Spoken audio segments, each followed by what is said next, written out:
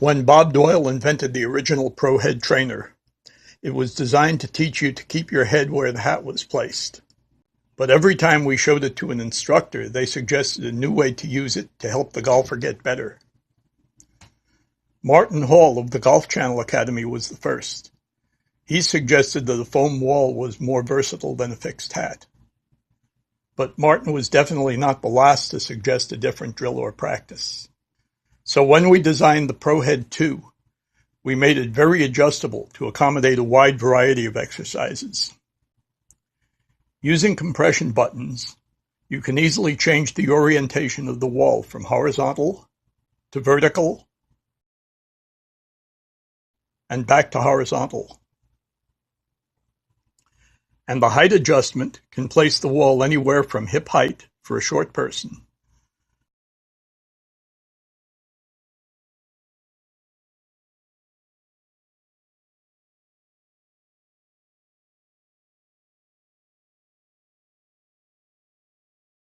to forehead height for a basketball center.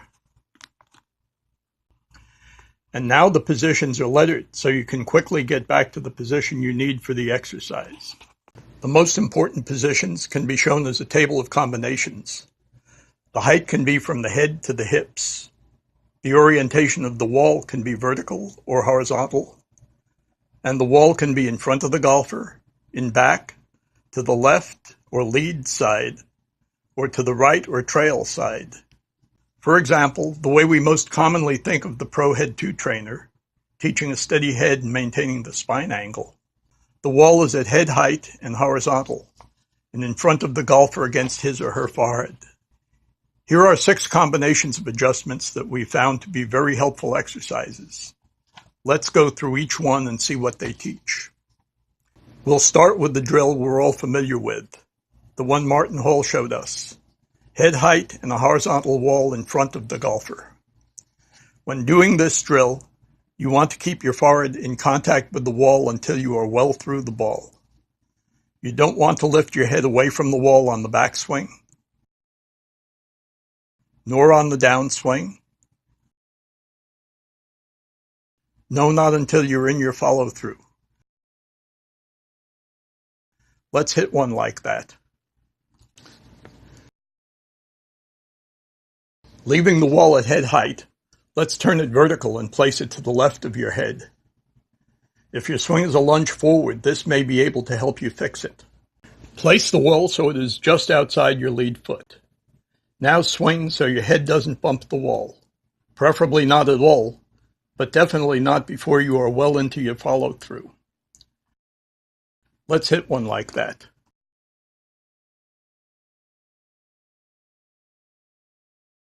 That exercise was a don't exercise. Don't touch the wall, a negative thought. It could work, but it should work much better if we use a positive thought. So let's move to the right side of the head and focus on maintaining contact until the ball is on its way, much like we did with the front forehead drill. Place the wall so it touches the right side of your head at address, and maintain contact with it until the ball is away. It's okay if you press on it and move it a bit during the backswing and downswing, but don't lose contact. Now with this positive thought, stay in contact. Let's hit the ball. That not only prevented a lunge, it kept your head back through the swing, which is where it should be. Now let's move the wall down to hip height and put it behind you against your butt. Lou Guzzi, the 2013 National Teacher of the Year, calls this total tush control, and it helps to cure early extension, a very common and serious fault. Early extension is what happens if you start your downswing by moving your hips toward the ball. You're standing up and losing both balance and power. With total tush control, you can feel when your hips move forward. The idea is to swing through the ball with your butt or left hip still touching the wall. If you are still in contact with the wall at impact, you can't be early extending.